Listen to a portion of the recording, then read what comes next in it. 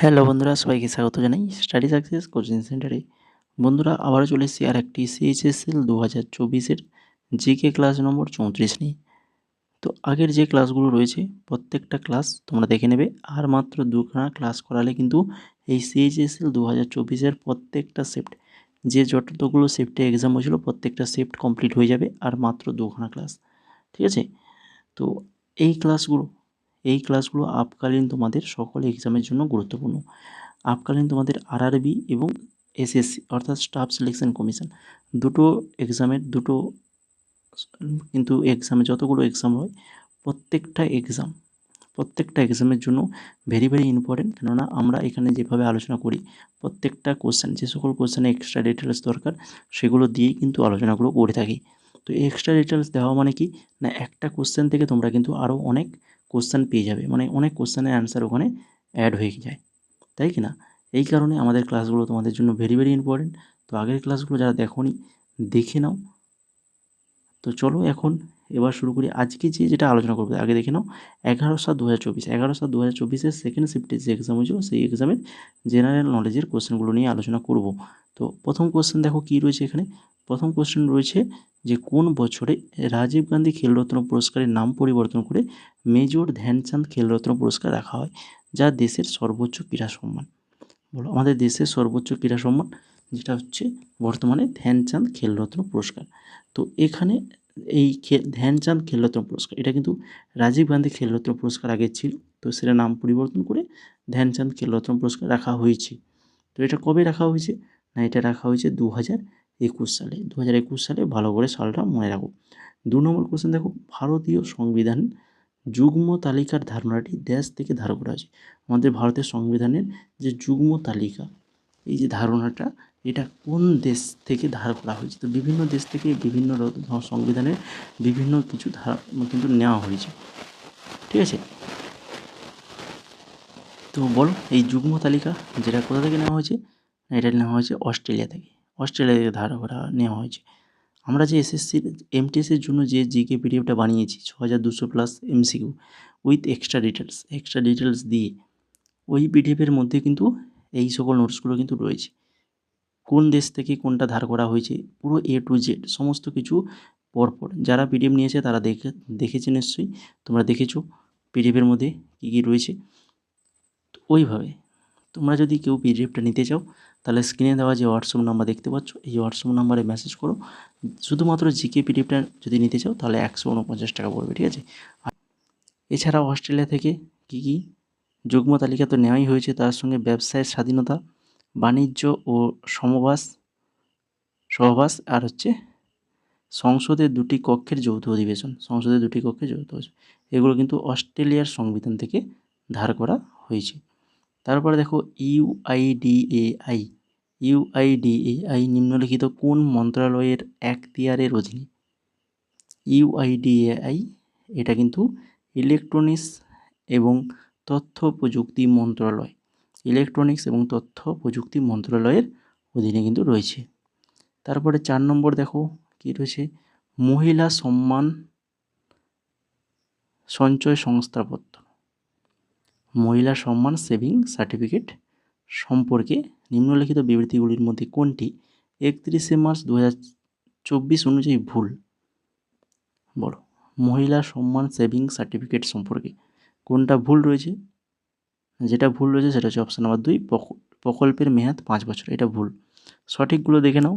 স্কিমের জমার সর্বোচ্চ সীমা প্রতি বছর 2 লক্ষ। স্কিমটি 31 মার্চ 2025 পর্যন্ত বৈধ, আর প্রকল্পটি 2023 থেকে 24 বাজেট ঘোষণা করা হয়েছিল। এরপর দেখো 5 নম্বর কোশ্চেন, খানোয়ার যুদ্ধ ভেরি ভেরি ইম্পর্টেন্ট, বাবর এবং ড্যাশের মধ্যে সংঘটিত হয়েছিল।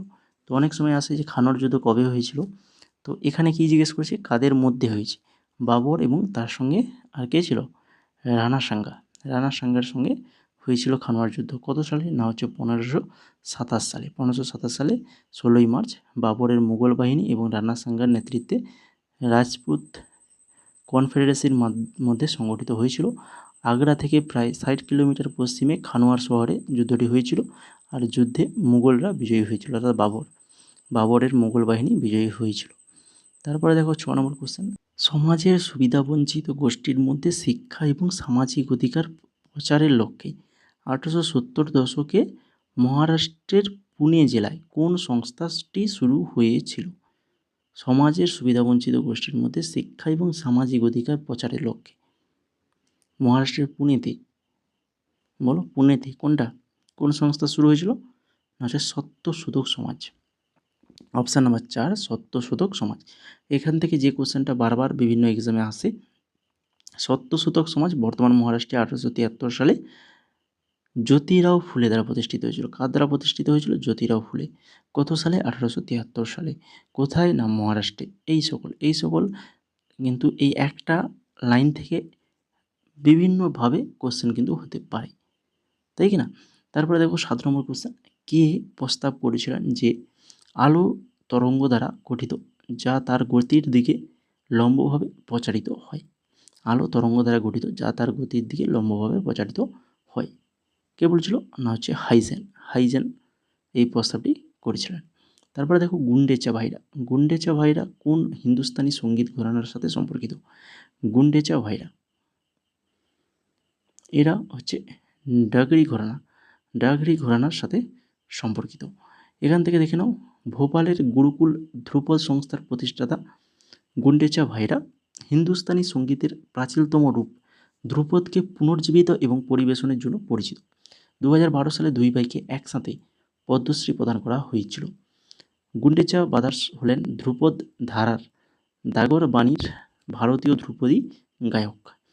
এরপরে 9 নম্বর কোশ্চেন দেখো, হিন্দুস্তানি মিউজিক সিস্টেমে ড্যাশ দিনের বিভিন্ন ঘন্টা এবং বিভিন্ন ঋতুতে বরাদ্দ করা হয়? হিন্দুস্তানি মিউজিক সিস্টেমে কোনটাকে বলো দিনের বিভিন্ন ঘন্টা এবং বিভিন্ন ঋতুতে বরাদ্দ করা হয়? তো সেটা হচ্ছে রাগ। রাগ হয়ে যাবে সঠিক answer. Michael unit unit micro unit development and refinance agency অর্থাৎ মুদ্রা, যেটা শর্ট ফর্ম হচ্ছে মুদ্রার তাহলে প্রত্যেকটা অর্থ ভালো করে মনে রাখো। এই এম এর অর্থ, ইউর অর্থ, ডি এর অর্থ, আর এর অর্থ, এর অর্থ, কারণ যে কোনো একটা অর্থ কিন্তু এক্সামে দেয়। এম এর অর্থ হচ্ছে মাইক্রো, ইউর হচ্ছে ইউনিট, ডিতে হচ্ছে ডেভেলপমেন্ট, আরতে হচ্ছে রিফাইন্যান্স, আর এতে হচ্ছে এজেন্সি। ঠিক আছে, এটা কোন সালে চালু হয়েছিল? এটা চালু হয়েছিল 2015 সালে। 2015 সালে। আর তোমরা যারা ক্লাসটাকে এখনও লাইক করোনি, তো অবশ্যই বলবো যদি ভালো লেগে থাকে এক্সট্রা ডিটেলস সহ এই ক্লাসটা, তাহলে কিন্তু অবশ্যই ক্লাসটাকে লাইক করে দাও, বন্ধুদের মাঝে শেয়ার করো, তাদের সঙ্গে চ্যানেলটাকে সাবস্ক্রাইব করে বেল আইকনে ক্লিক করে দাও, যত আমরা যে কোনো ক্লাস আমাদের এই চ্যানেলে আপলোড করলে তোমার কাছে সবার আগে পৌঁছে যাবে। ঠিক আছে, তো অবশ্যই চ্যানেলটাকে সাবস্ক্রাইব করে বেল আইকনে ক্লিক করে দাও।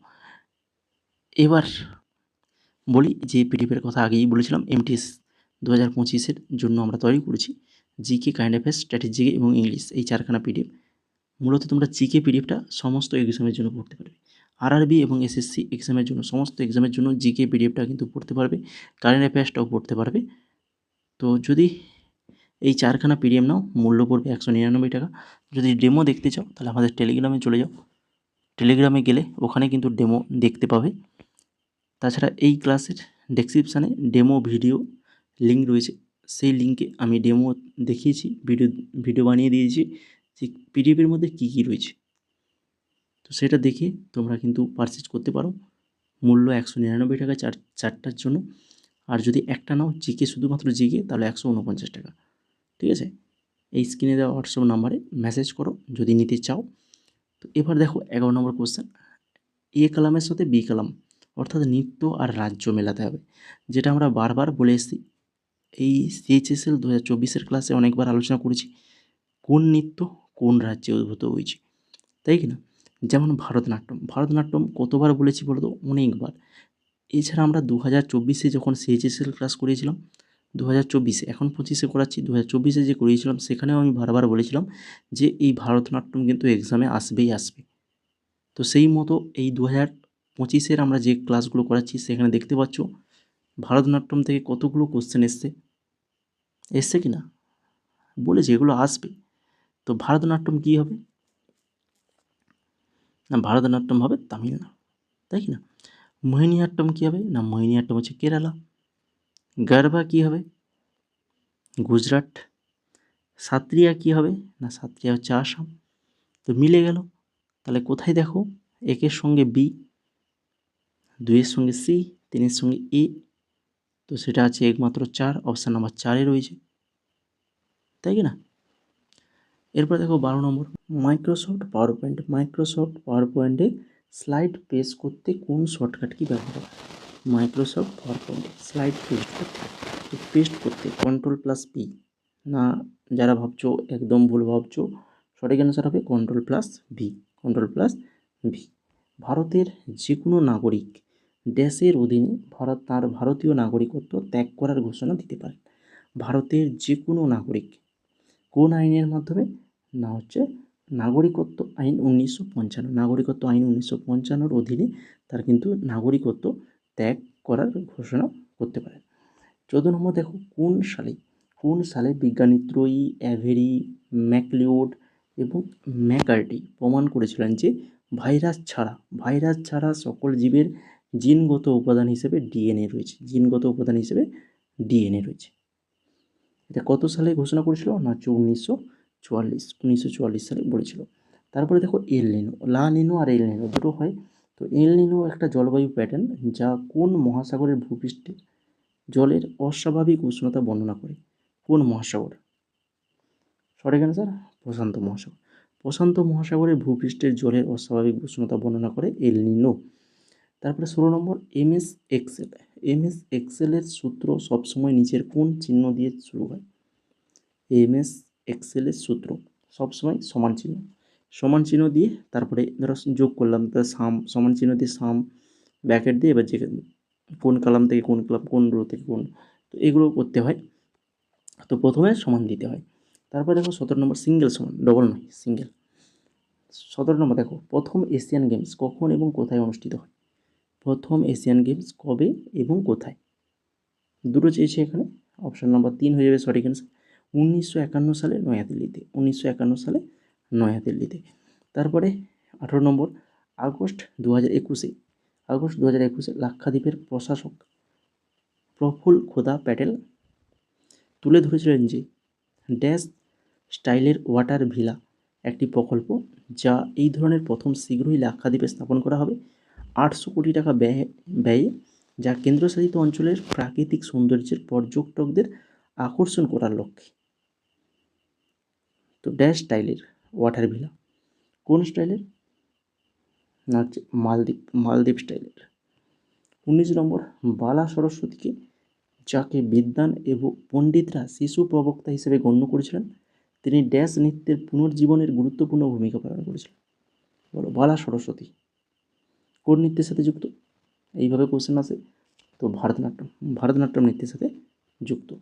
অর্থনৈতিক সমীক্ষা 2022-23 অনুসারে পুরুষদের জন্য শ্রম বাহিনী অংশগ্রহণের হার 2020-21 ড্যাশে পৌঁছেছে। 2020-21 কত পৌঁছেছে? 57.5%, 57.5%-এ পৌঁছে গেছে। নিচের কোন বিবৃতিগুলি সঠিকগুলো খুঁজতে হবে।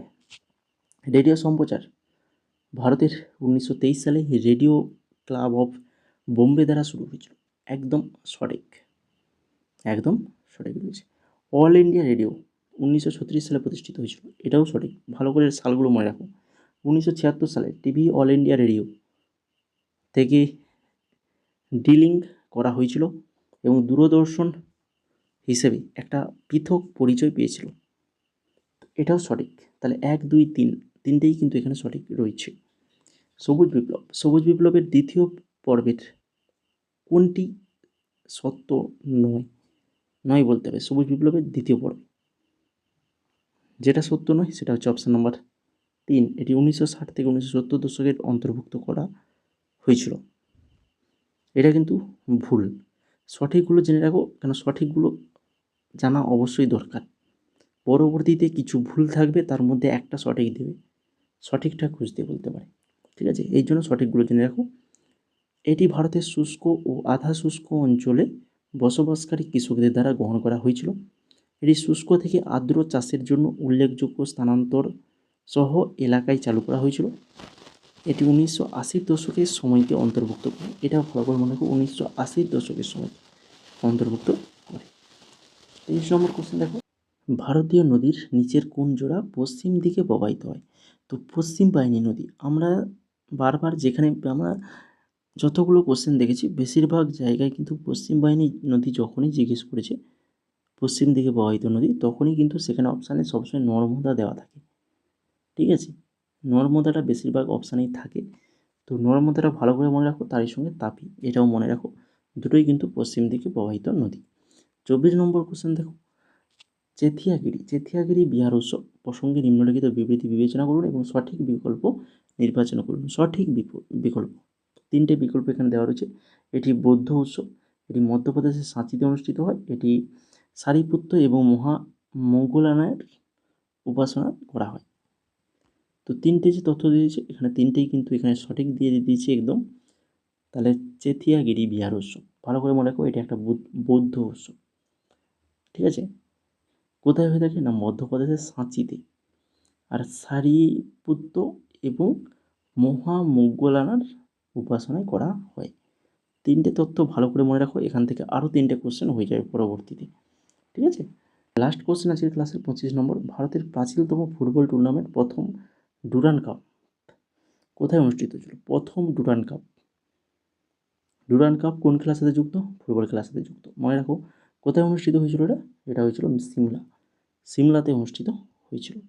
তো এই ছিল মোট আজকের 25খানা কোশ্চেন। যদি ক্লাসটা ভালো লেগে থাকে তো অবশ্যই সবাইকে বলবো ক্লাসটা লাইক করো, বন্ধুদের মাঝে শেয়ার করো। তারই সঙ্গে যদি না চ্যানেলটাকে এখনও সাবস্ক্রাইব করে থাকো তো সাবস্ক্রাইব করে বেল আইকনে ক্লিক করে দাও, কারণ যখনই আমরা যে কোনো ক্লাস আপলোড করব তোমার কাছে সবার আগে পৌঁছে যাবে। এই জন্য বলছি অবশ্যই চ্যানেলটাকে সাবস্ক্রাইব করে বেল আইকনে ক্লিক করে রাখো। এছাড়া তোমরা যারা এসএসসি এমটিএসের প্রিপারেশান নিচ্ছ, তো এমটিএসের জন্য এই 4খানা পিডিএফ আমরা রেডি করেছি। আগেও বলেছি, আবারও বলছি, দেখো এই 4খানা যদি পিডিএফ নিতে চাও, যার ডেমো ভিডিও আমরা এই ক্লাসের ডেসক্রিপশানে রয়েছে এবং ডেমো পিডিএফ পেয়ে যাবে আমাদের টেলিগ্রাম চ্যানেলে। টেলিগ্রামে জয়েন করো, ওখানে আমরা বিভিন্ন স্টাডি মেটেরিয়াল দিয়ে থাকি টেলিগ্রামে। আর এই পিডিএফগুলো যদি নিতে চাও তাহলে অবশ্যই 199 টাকা লাগবে 4টা পিডিএফের জন্য। তার জন্য তোমাদের কী করতে হবে, হোয়াটসঅ্যাপ নাম্বার 6294528484 এই হোয়াটসঅ্যাপ নাম্বারে মেসেজ করতে হবে। হাইলিকে মেসেজ করো, পরবর্তী স্টেপ জানিয়ে দেবো। আর শুধুমাত্র যদি জিকে পিডিএফটা নাও, শুধুমাত্র জিকে 6200 প্লাস এমসিকিউ রয়েছে উইথ এক্সট্রা ডিটেলস। 6200 কম কথা না, কিন্তু এক্সট্রা ডিটেলস দেওয়া মানে ওটা কিন্তু আরও অনেক 6000-এর ডবল হয়ে যাবে। ডবল কেন, আরও তার ডবল। ঠিক আছে, 12-15 হাজারের কাছাকাছি কোশ্চেন অ্যান্সার হয়ে যাবে। ঠিক আছে, তো যদি নিতে চাও শুধুমাত্র জিকে তাহলে 149 টাকা, 149 টাকা। তার জন্য তোমাদের কী করতে হবে, হোয়াটসঅ্যাপ নাম্বারে হাই লিখে মেসেজ করতে হবে।